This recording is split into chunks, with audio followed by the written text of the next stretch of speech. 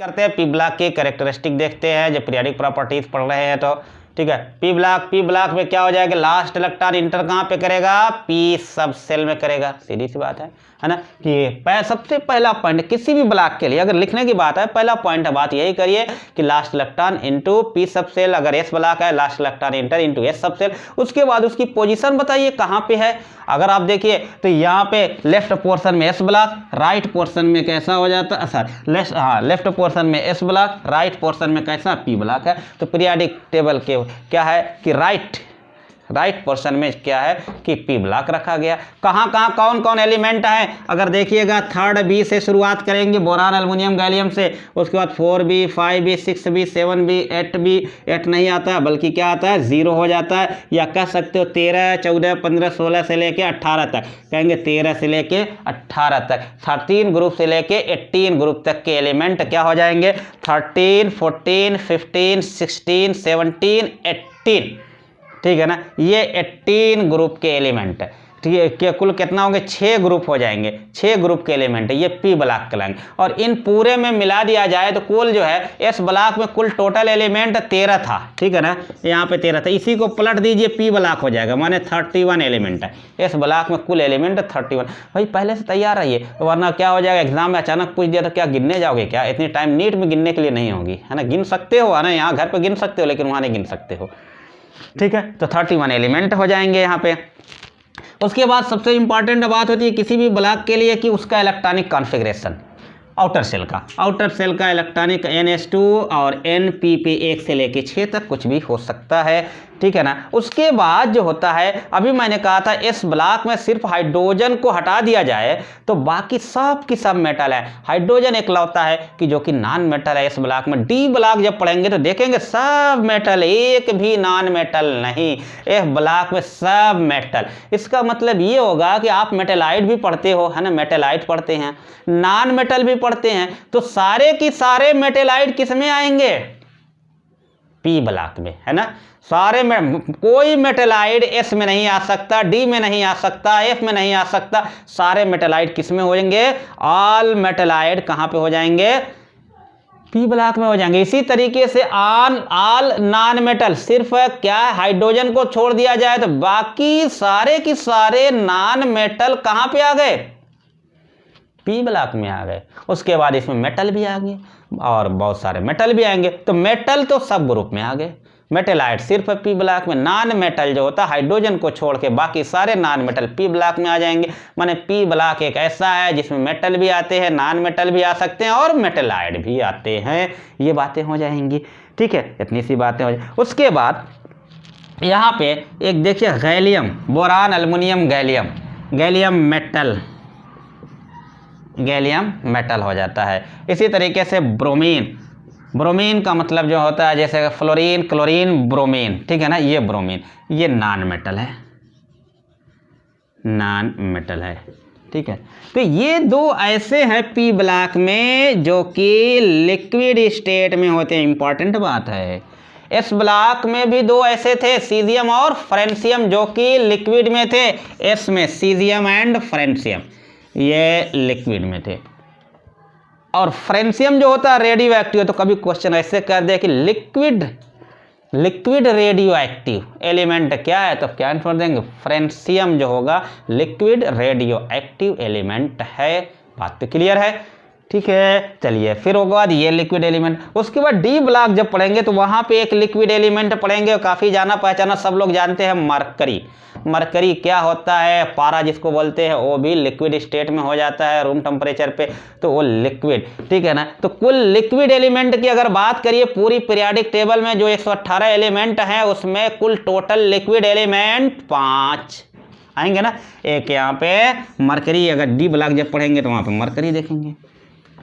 तो टोटल 2 क्या है पी ब्लॉक के, अलग अलग भी, है ना, गौर करे रहिएगा।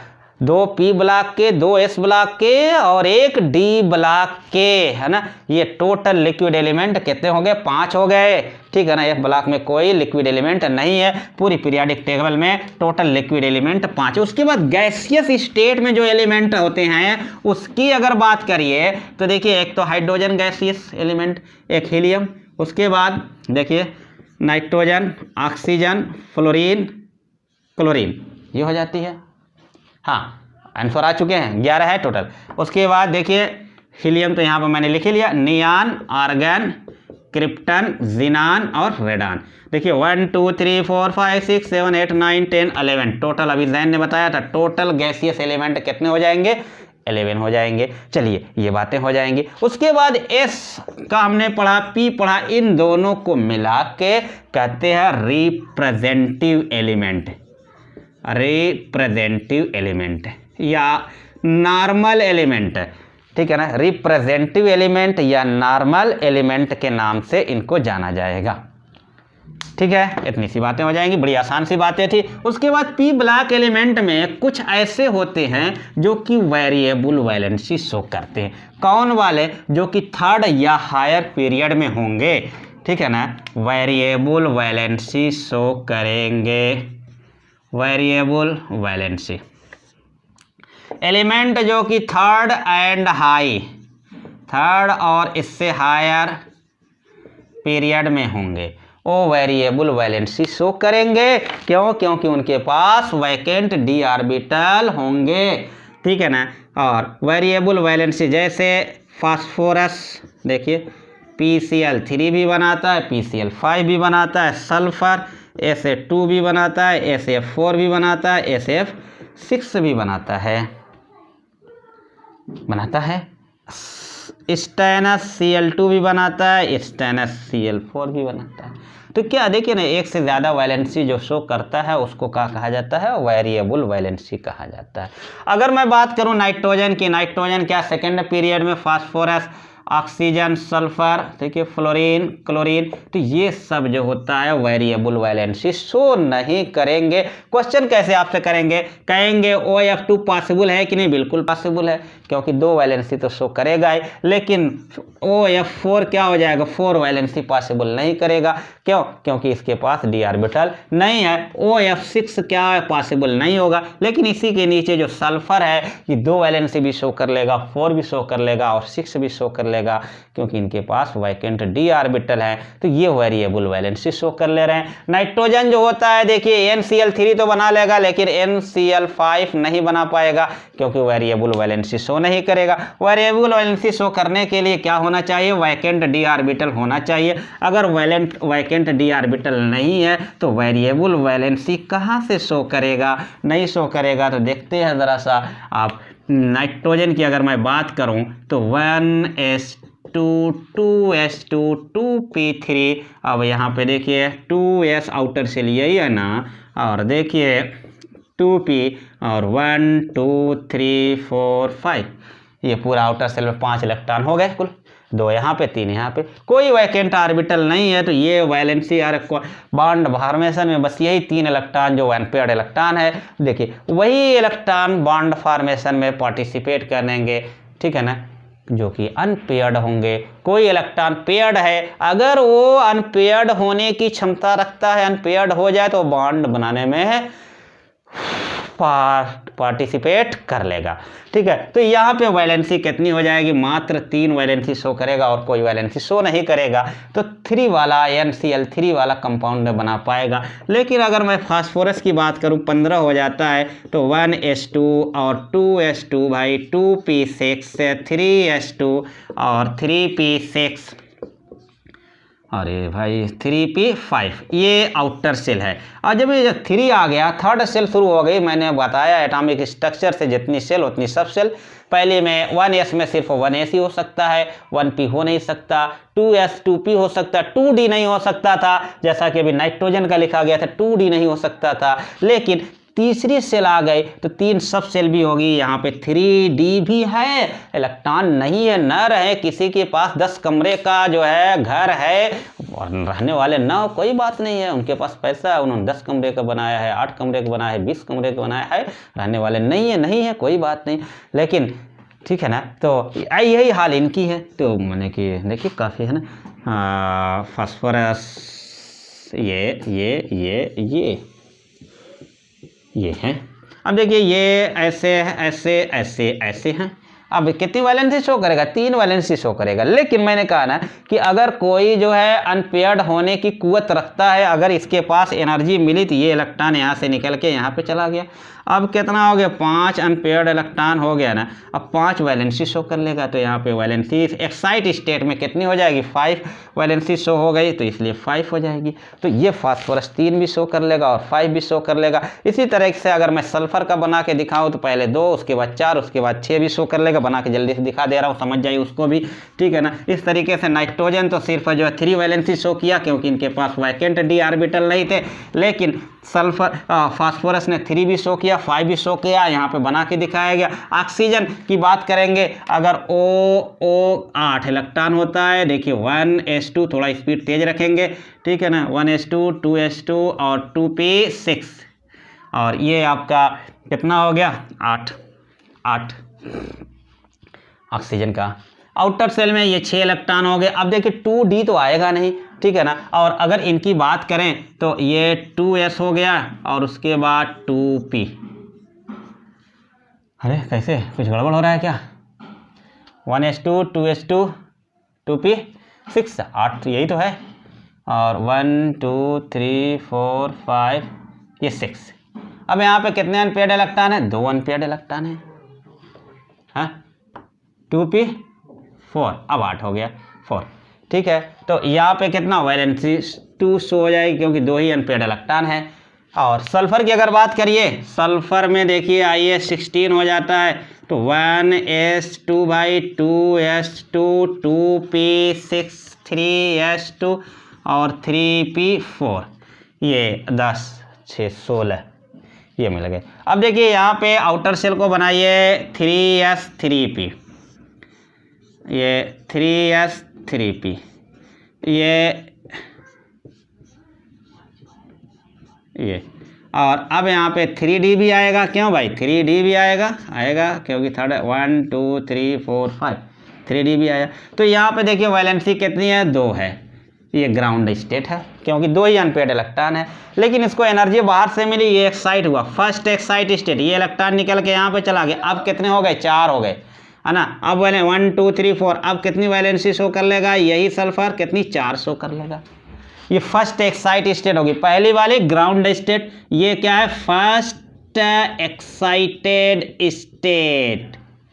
लेकिन अब और एनर्जी मिली है ना, ये भी अनपेयर्ड होने की कुवत रखता है, ये वाला निकल के यहाँ पे चला गया, ठीक है ना। अब कितना हो गया, 6 अनपेयर्ड इलेक्ट्रॉन हो गया। अब वैलेंसी कितनी हो गई, 6 हो गई, और इसको क्या बोलेंगे, सेकेंड एक्साइटेड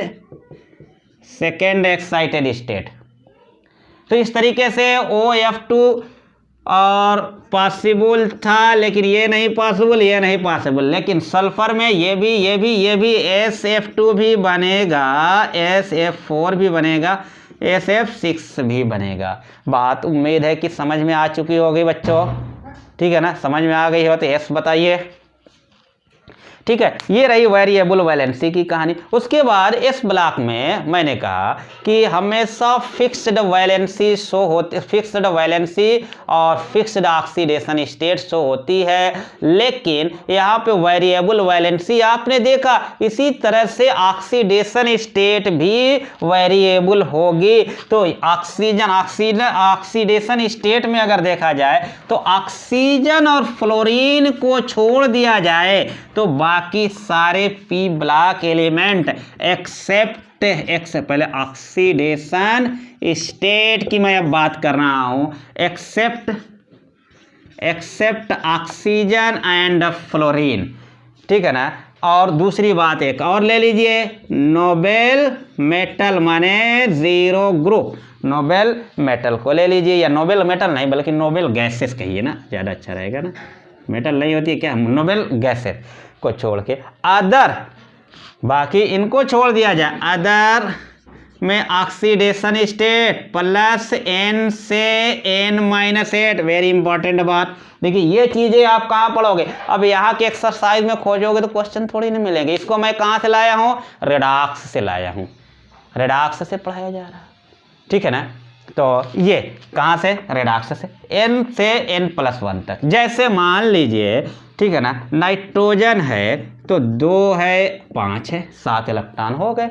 अब यहाँ पे n इक्वल टू कितना, n क्या है, number of electron in outer shell, n 5 हो। तो इस नाइट्रोजन की ऑक्सीडेशन स्टेट +5 से अब 5 - 8 करोगे तो -3, माने -3 इनके -3 -2 -1 0 +1 +2 +3 +4 इनके बीच में कुछ भी हो सकती है नाइट्रोजन की ऑक्सीडेशन। इसी तरीके से अगर क्लोरीन की बात करिए 17 होता है ना, तो 2 8 और 7 आउटर सेल में 7 इलेक्ट्रॉन है, माने n 7 है, तो यहाँ पे +7 से लेके -1 आ जाएगा। के बीच में कुछ भी हो सकती है एक्सेप्ट फ्लोरीन, फ्लोरीन की हमेशा -1 सिर्फ हो सकती है, या फ्री स्टेट में 0 हो सकती है। सबके पे रेडॉक्स रिएक्शन में एक बार फिर आप पढ़ोगे, मैंने सब चीज़ें यहाँ पे समझाने की यहाँ पे समझा दे रहा हूँ, वहाँ पे बस जल्दी जल्दी एक एक लाइन में बोलते चले जाएंगे जब चैप्टर में बातें आएंगी तो,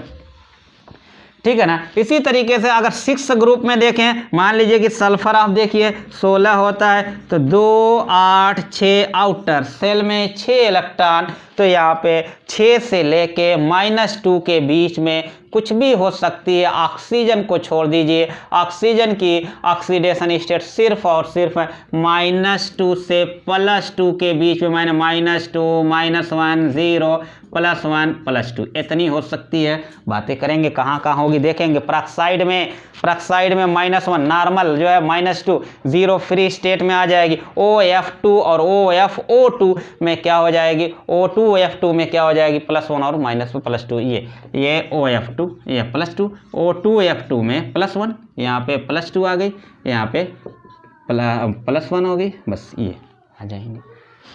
ये ऑक्सीडेशन स्टेट की बात आ जाएगी। ऑक्सीडेशन का काम वहाँ से ख़त्म हो रहा है, वहाँ जब पहुँचेंगे तो बड़ी जल्दी से यहाँ पे कर लिया करेंगे।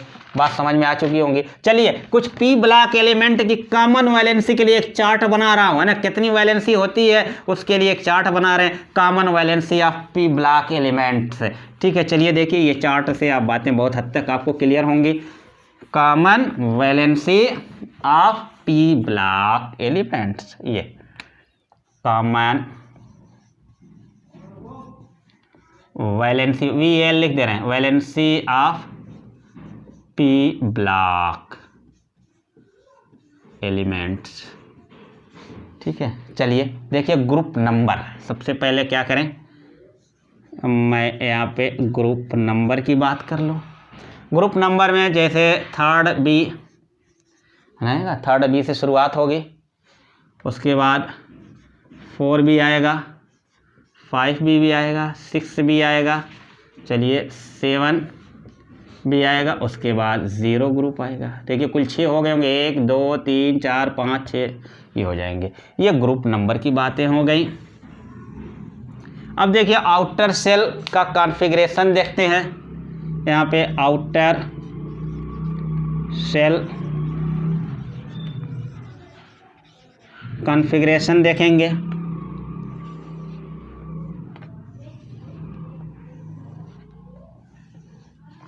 आउटर सेल कॉन्फ़िगरेशन जरा सा देखें, इसमें आउटर सेल का NH2 देखिए, S तो पूरा भरा रहेगा तभी P में इलेक्ट्रॉन जाएगा सबके, है ना। अभी हम लोगों ने outer shell configuration P block का लिखा था NH2 NP1 से लेके 6 तक, तो यहाँ पे NP में 1 होगा, NH2 होगा, NP में 2 होगा, NH2 होगा, NP में 3, NH2 पूरा होगा तो NP4 हो जाएगा, क्यों, NH2 होगा NP5 हो जाएगा भाई, NH2 और NP6 हो जाएगा। ये P ब्लॉक एलिमेंट के सारे ग्रुप का इलेक्ट्रॉनिक कॉन्फ़िगरेशन मैंने लिख दिया।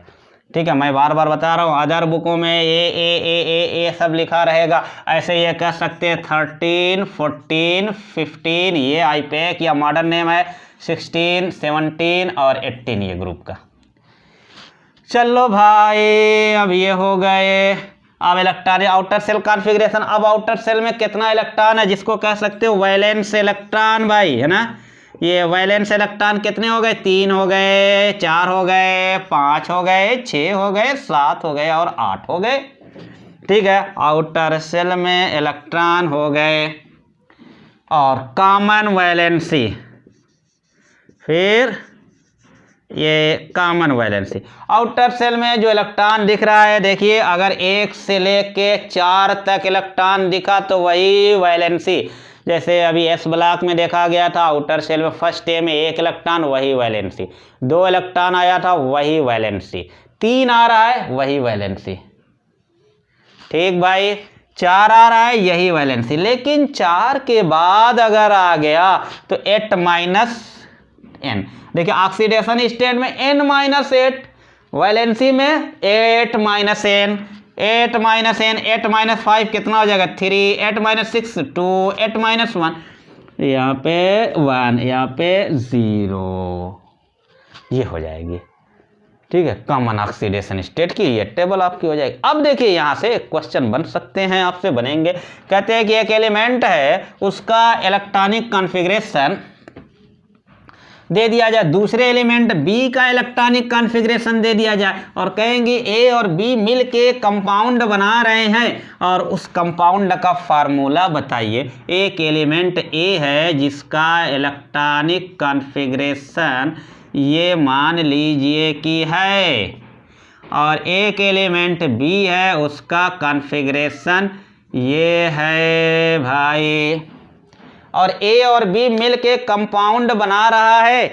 ठीक है ना, तो उसका फार्मूला ए और बी का क्या होगा भाई। देखिए ये आउटर सेल में 2 इलेक्ट्रॉन, ए की वैलेंसी मिल गई 2, क्यों भाई। आउटर सेल में 5 इलेक्ट्रॉन, अभी देखा गया था 5 इलेक्ट्रॉन, तो वैलेंसी कितनी मिल गई थी 3 मिल गई थी, बी की 3। और जब कंपाउंड बनते हैं तो वैलेंसी क्या होती है, इंटरचेंज हो जाती है। तो A3 और B2, ये हो गया कंपाउंड का फार्मूला। बात क्लियर होगी, बात क्लियर होगी। लेकिन अगर कोई कंपाउंड थर्ड या हायर पीरियड में है तो उसमें वैकेंट ऑर्बिटल होते हैं, तो वो कंपाउंड कॉमन वैलेंसी में भी कंपाउंड बनाएगा, वो एलिमेंट कॉमन वैलेंसी में भी कंपाउंड बनाएगा, और हायर ऑक्सीडेशन स्टेट में भी कंपाउंड बनाएगा। बात मेरी समझिएगा। जैसे यहाँ पे ये वाला जो इलेक्ट्रॉनिक कॉन्फ़िगरेशन दे दिया गया था, ये सीधे सीधे ये थर्ड ए ग्रुप का है, थर्ड बी ग्रुप का एलिमेंट था, 13 ग्रुप का था, नाइट्रोजन फैमिली का था, ये कॉन्फ़िगरेशन था। सिर्फ और सिर्फ ये कॉन्फ़िगरेशन दे, माने ये नाइट्रोजन ही हो सकता है, और आपको नाइट्रोजन फैमिली का कोई और एलिमेंट ये नहीं हो सकता, कोई और एलिमेंट नहीं हो सकता। इसका मतलब ये है कि ये सिर्फ यही वाला क्या है कि थर्ड वैलेंसी वाला कंपाउंड। लेकिन कहते हैं कि अगर थर्ड या हायर पीरियड में हो जाए, माने नाइट्रोजन के बजाय अगर फास्फोरस हो जाता, फास्फोर नाइट्रोजन आर्सेनिक हो जाता, तो ये कॉमन वैलेंसी में तो बनाएगा ही।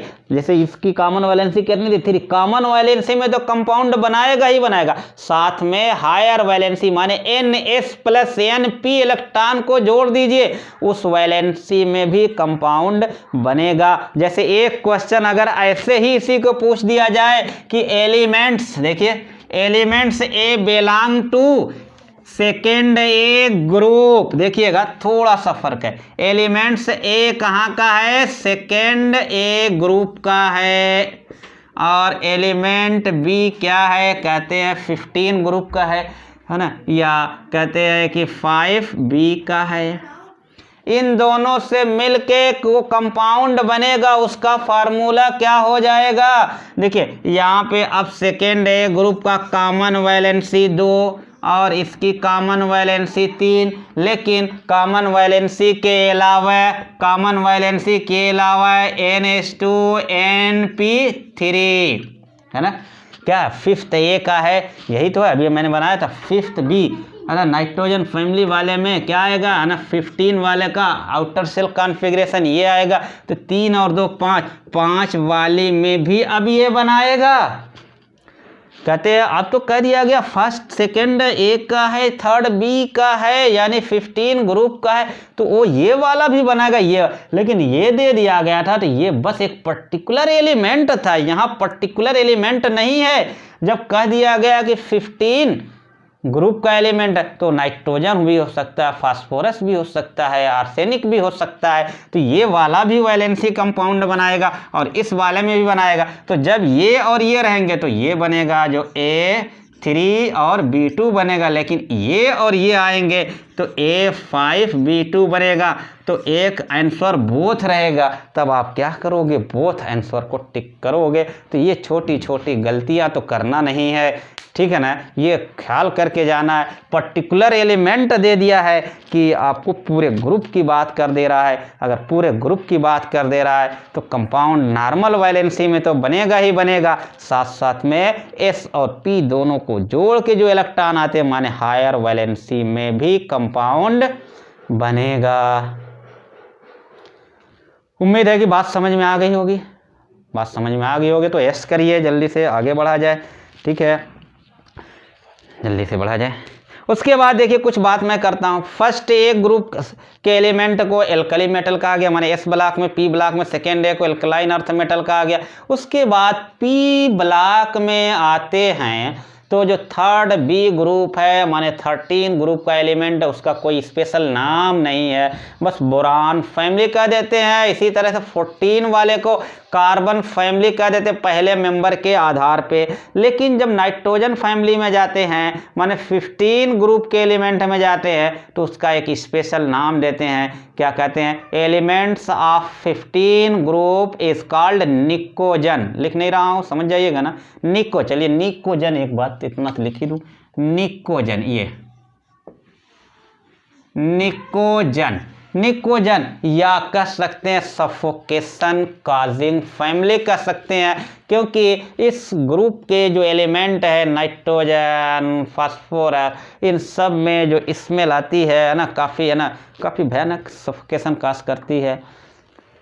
और उसके बाद 16 ग्रुप का जो एलिमेंट है माने ऑक्सीजन फैमिली वाला, oxygen, sulphur, selenium, tellurium, polonium, इस फैमिली को क्या कहते हैं, चाल्कोजन कहा जाता है। याद रखना होगा इन सब बातों को, ये चाल्कोजन कहा गया, ठीक है। उसके बाद आता है आपका हैलोजन फैमिली, यानी कि 17 ग्रुप आ जाता है। हैलोफाइट बायोम पढ़ते हो, हैलोफाइट, ऐसे प्लांट जो कि दलदल वाले है ना जगहों पे उगते हैं, हैलोफाइट, साल्टी प्लेस पे जो उगते हैं। और यहाँ पे हैलोजन फैमिली में क्या आ जाता है, देखिए ना, सोडियम क्लोराइड है ना, यही तो आता है क्लोरीन का, है ना, माने साल्ट बनाते हैं तो साल्ट फार्मिंग फैमिली कह देते हैं, इसीलिए यहाँ का हैलोजन कहा गया था और हैलोफाइट समझ लीजिए ले दिया गया। उसके बाद आपका आता है 18 ग्रुप, 0 ग्रुप है ना, उसमें क्या होता है, आउटर सेल कंप्लीट हो जाता है, रिएक्टिविटी बहुत कम हो जाती है, इसीलिए क्या कहते हैं, इनर्ट गैस कहा जाता है या नोबेल गैस कहा जाता है, ठीक है। ये सब नामों से जाना गया था। तो ये रही बातें P ब्लॉक की। उसके बाद D ब्लॉक एलिमेंट आ जाइए। D ब्लॉक एलिमेंट की अगर बात करें तो कौन कौन हो जाएंगे, सबसे पहले तो कहेंगे कि लास्ट इलेक्ट्रॉन कहाँ इंटर करेगा, इंटर करेगा यहाँ पे आउटर सेल में नहीं इंटर करेगा, है ना, आउटर सेल से अंदर वाले सेल में N-1 D सब सेल में इंटर करेगा, है ना। अगर D ब्लॉक की अगर बात करिएगा तो यहाँ पे इलेक्ट्रॉन इंटर करेगा N-1 D सब सेल में, आउटर सेल में इंटर नहीं करता है, N-1 D सब सेल में इंटर करने जा रहा है, ठीक है। या कह सकते हैं N-1 जो सेल होता है उसका नाम बोलते हो क्या, पेनल्टी मेट सेल बोलते हो तो बोलिए, उसमें क्या करना है। ये बातें हो जाएंगी, सब के सब यहाँ पे मेटल हो जाएंगे। उसके बाद यहाँ पे कौन कहाँ पे आएंगे, या देखिए ना, बीच में आते हैं पीरियाडिक टेबल में, राइट में P ब्लॉक, लेफ्ट में S ब्लॉक, D ब्लॉक कहाँ पे हो जाएगा, ये बीच में आता है, middle portion of periodic table में आ जाता है। कहाँ से कहाँ तक ये हो जाते हैं, 3 से लेके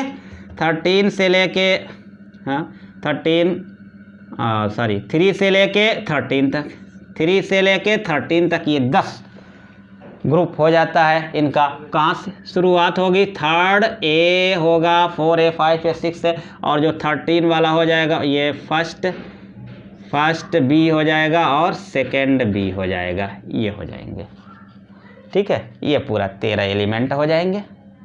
13, 3 से लेके 13 तक आपका कितना हो जाएगा, ये 10 ग्रुप ये हो जाते हैं। सॉरी, 12, 3 से लेके 12 तक, 13 तो वहाँ से शुरू हो जाएगा ना, पी ब्लॉक वाला शुरू हो जाएगा। 3 से लेके 12 तक ये 10 हो गए। चलिए बहरहाल ये बातें हो जाएगी। उसके बाद इलेक्ट्रॉनिक कॉन्फ़िगरेशन की बात, मैंने कहा ना सब में सबसे ज़्यादा इंपॉर्टेंट बात इलेक्ट्रॉनिक कॉन्फ़िगरेशन, और डी का इलेक्ट्रॉनिक कॉन्फ़िगरेशन तो बहुत बहुत इंपॉर्टेंट है। और कोई बात नहीं, मैंने आपको एटॉमिक स्ट्रक्चर के अंदर ही पढ़ा रखा है। देखिए इसमें क्या होगा, आउटर सेल में, चलिए आउटर से अंदर में पहले जाइए, अंदर वाले n-1 डी में 1 से लेके 10 तक इलेक्ट्रॉन, कुछ भी हो सकता है। और उसके बाद आउटर सेल में n-s में 1 या 2, आपने बहुत जगह इलेक्ट्रॉनिक कॉन्फ़िगरेशन लिखा, हमने बहुत सारे एलिमेंट का लिखा है। s में 1 से 2 तक आ सकता था, लेकिन एक एक्सेप्शन भी मिला था, पैलेडियम जो 48 था, वहाँ पे क्या हो गया था, डी में 10 हो गया था, n-1 डी में 10 हो गया था, और n-s में क्या हो गया था, 0 हो गया था। s के दोनों इलेक्ट्रॉन डी में पहुँच गए थे। जो 4d का एक्सेप्शन था, 6 एक्सेप्शन मिला था, उसमें ये पैलेडियम आ गया था। तो यहाँ पे तो कम से कम एक एलिमेंट ऐसा मिल गया है कि जहाँ पे s में 0 है। तो most correct electronic configuration of D block की अगर बात करेंगे, most correct electronic configuration of D block की बात करेंगे तो n-1 डी पे 1 से 10, n-s पे 0, 1 या 2, अरे अगर है दोनों ऑप्शन, ये भी है ये भी है, किसको हम लोग करेक्ट करते हैं, इसी को करेक्ट करेंगे। ये मोस्ट करेक्ट होगा, कॉन्फ़िगरेशन हो जाएगा डी ब्लॉक का। ये जो पैलेडियम है ये आया था, और पैलेडियम पूरी पीरियोडिक टेबल का एक ऐसा एलिमेंट बन जाएगा जिसके आउटर सेल में 18 इलेक्ट्रॉन है, बाकी किसी के आउटर सेल में 18 इलेक्ट्रॉन नहीं है। आउटर सेल में 18 इलेक्ट्रॉन, मैंने कहा था बोरबरी रूल ने कहा था पहले सेल में, ठीक है। आउटर मोस्ट सेल में क्या हो जाए, 8 इलेक्ट्रॉन, 8 से ज़्यादा हो जाएंगे तो नई सेल की शुरुआत हो जाएगी। लेकिन पैलेडियम एक इकलौता एलिमेंट है, ठीक है ना, कि जहाँ के आउटर सेल में 3 इलेक्ट्रॉन है। अगर पैलेडियम को बनाइए क्रिप्टॉन, है ना, 36 हो गया, है ना, और यहाँ पे 5s 0 हो गया था, 4d10, और अगर 4d10 है तो 4s भी होगा, और 4p भी इसके अंदर भरा होगा ना, 4p होगा, 4p में कितने होंगे, 6 हो जाएंगे, और 4d10 है यार, 4d10 है तो 10 हो जाएगा। कुल मिला के यही तो आउटर सेल है पैलेडियम की, आउटर सेल है। और इस आउटर सेल में कितना हो गया, 18 इलेक्ट्रॉन हो गया। तो पैलेडियम एक पूरी पीरियोडिक टेबल का एक ऐसा एलिमेंट होगा जिसके आउटर सेल में 18 इलेक्ट्रॉन हो जाएंगे। मन चले तो 1s2 2s2 लिख के देख लीजिए। ये मैंने आउटर सेल की बात बना दिया। देखिए ये अब ये आउटर थी, लेकिन यहाँ पे 0 हो चुका। अब इसके अंदर वाली 4 सब लिखेंगे ना, 4s भी लिखेंगे, 4p भी लिखेंगे, 4d भी लिखेंगे, ठीक है। अच्छा, अब देखिए मैंने कहा था एस ब्लॉक एलिमेंट बहुत बहुत ज़्यादा रिएक्टिव होते हैं, ठीक है। और पी ब्लॉक में आइए तो बोरान, उसके बाद कार्बन, बोरान और कार्बन, बोरान के आउटर सेल में 3 इलेक्ट्रॉन, कार्बन के आउटर सेल में 4 इलेक्ट्रॉन। 4 इलेक्ट्रॉन एक्सेप्ट करेगा तो ऑक्टेट इसका कंप्लीट होगा, 4 निकालेगा तब कंप्लीट होगा। बोरान में 3 है, 5 इलेक्ट्रॉन एक्सेप्ट करेगा तब, या 3 निकालेगा तब। दोनों काम मुश्किल है दोनों के लिए। हेलोजन में आ जाइए 7, 1 इलेक्ट्रॉन बस चाहिए, यानी कि क्या है, वो भी काफ़ी ज़्यादा रिएक्टिव होंगे, है ना। लेकिन बोरान और कार्बन वाली फैमिली ज़्यादा रिएक्टिव नहीं होगी, बहुत ज़्यादा रिएक्टिव नहीं होगी। तो एक तरफ बहुत ज़्यादा रिएक्टिव माने क्या है, इसके बाईं तरफ डी ब्लॉक बीच में है ना, डी ब्लॉक जो होते हैं मिडिल पोर्शन में है। देखिएगा देखिएगा देखिएगा, बड़ी इंपॉर्टेंट बात बता रहा हूँ, है ना, क्योंकि यहाँ से ऑप्शन बनेंगे, बन सकते हैं, बहुत बढ़िया ऑप्शन बन सकता है।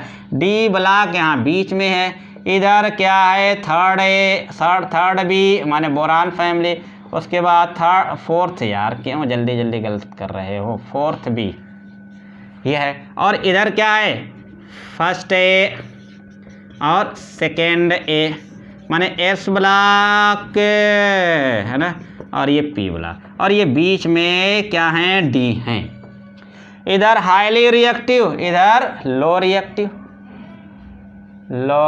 रिएक्टिव, है ना, इसके दाहिनी तरफ लो रिएक्टिव, इसके बाईं तरफ हाईली रिएक्टिव, इनके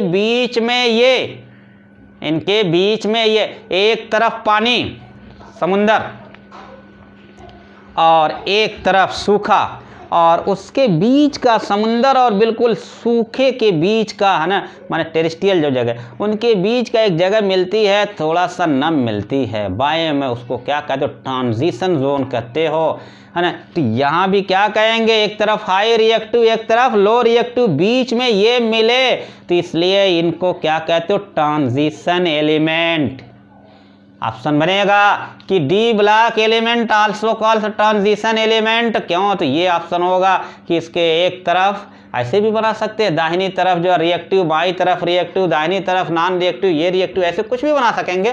ठीक है, ऑप्शन तो कैसे भी बना सका जाएगा। तो आप क्या कहोगे, ये वजह हो, है ना, कि यहाँ पे एस ब्लॉक जो इसके लेफ्ट साइड में S block highly reactive, right side में पी ब्लॉक में जो थर्ड बी और 4B, है ना, बाकी तो इसके बाद रिएक्टिव शुरू हो जाते हैं, ये कम लेस रिएक्टिव इन दोनों के बीच में है, बीच में, इसीलिए इसको ट्रांजिशन एलिमेंट कहते हैं। और इन्हीं ट्रांजिशन एलिमेंट के अंदर से यहाँ पे जब थर्ड ए आते हैं और यहाँ पे 6 पीरियड, उसके बाद 7 पीरियड से निकाल के पीरियाडिक टेबल के अंदर, पीरियाडिक टेबल के नीचे 2 ग्रुप को रख दिया गया, 2 ग्रुप, कौन, एफ ब्लॉक एलिमेंट है जिसको कहते हैं, तो ट्रांजिशन के अंदर से निकाला गया है, इसीलिए उसको क्या बोलते हो, ट्रांजिशन से बना इनर ट्रांजिशन एलिमेंट बोलते हो। एफ ब्लॉक को इनर ट्रांजिशन बोल देते हो, दोनों को, 4F को भी और 5F को भी, माने लैंथेनाइड को भी और एक्टिनाइड को भी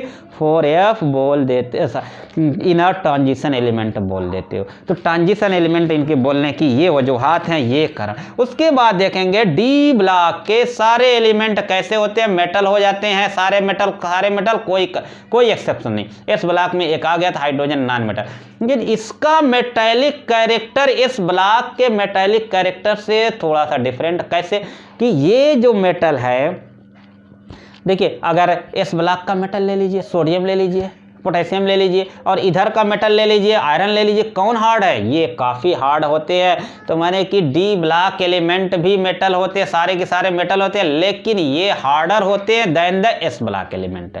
एस ब्लॉक एलिमेंट से ये हार्ड होते हैं, उससे कहीं ज़्यादा हार्ड हो जाते हैं। ठीक है, ये बातें हो गई। और हार्डनेस फिर पूछेंगे क्यों आ जाती है, हार्डनेस आ जाती है due to additional bonding between half filled D orbital, additional half filled D. इसका देखिए एक एग्जांपल मैं ले रहा हूँ, बात बढ़िया से समझ में आप लोगों को आ जाएगी। जैसे अगर हम लोग जिंक का इलेक्ट्रॉनिक कॉन्फ़िगरेशन ले लें, जिंक ले लें, कैडमियम ले लें, मरकरी ले लें, यहाँ पे 30 है, 48 है, 80 है एटॉमिक नंबर, इन सब के आउटर सेल N1 - D, ये D में 10 हो जाएगा, NS में 2 हो जाएगा। इसमें जो है D ऑर्बिटल कंप्लीटली फेल्ड है ना, इसलिए ये क्या होते हैं, सॉफ्ट होते हैं और वैलेटाइल हो जाते हैं। और कहते हैं डी ब्लॉक जब पढ़ेंगे हम लोग तो वहाँ पे कहेंगे ये non typical D block element है, इनको डी ब्लॉक कैटेगरी में नहीं रखा जाता है, इसीलिए, है ना, ये क्या हो जाते हैं, ये सॉफ्ट है एंड वैलेटाइल है, यहाँ तक कि मरकरी को देखिए तो वो क्या है,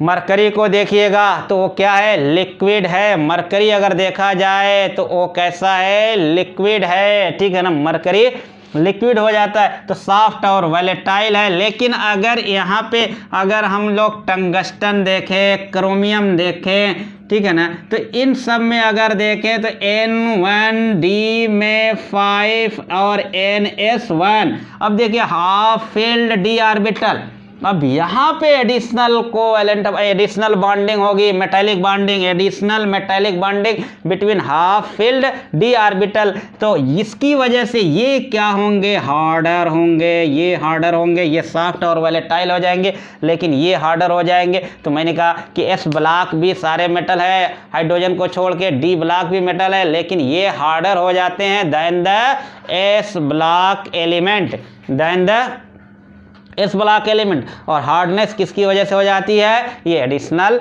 मेटेलिक बॉन्डिंग क्या हो between half filled D orbital में हो जाती है, ठीक है ना। उसके बाद जो है अगर हम देखें यहाँ पे आयरन, इस डी ब्लॉक में आयरन जो होता है ये most abundant D block element है या ट्रांजिशन मेटल है। मोस्ट एबंडेंट ट्रांजिशन मेटल कौन सा हो जाता है, आयरन। ट्रांजिशन की बात कर रहे हैं, वैसे तो एल्युमिनियम जो है आयरन से ज़्यादा एबंडेंट है। अगर पूरे एबंडेंस की बात करेंगे तो ऑक्सीजन, सिलिकॉन, ठीक है ना, ऑक्सीजन, सिलिकॉन, एल्युमिनियम और उसके बाद ये आयरन आएगा। लेकिन डी ब्लॉक में करते हैं तो क्या आ जाता है, ट्रांजिशन मेटल की बात करते हैं। ट्रांजिशन मेटल में सबसे ज़्यादा पाए जाने वाला मेटल कौन सा है, आयरन हो जाता है। लेकिन अगर पूरे ऑर्डर की बात करें, अर्थ क्रस्ट पे सबसे ज़्यादा ऑक्सीजन, उसके बाद सिलिकॉन, उसके बाद एल्युमिनियम, उसके बाद जो है आयरन का नंबर आता है, ठीक है ना। और उसके बाद जैसे अभी मरकरी को देखा था, मरकरी मैंने कहा लिक्विड होता है रूम टेम्परेचर पे,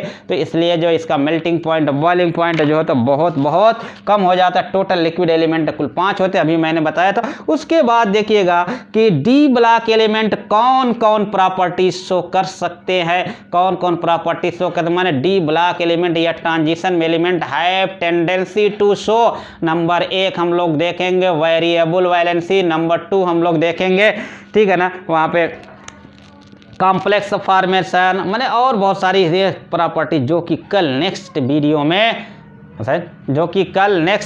में हम लोग इस सारी डी ब्लॉक एलिमेंट में क्या क्या टेंडेंसी है, कौन कौन सी टेंडेंसी शो कर सकते हैं उसको पढ़ेंगे, ठीक है। तो कल फिर देखते हैं, नेक्स्ट वीडियो में देखते हैं। Thank you.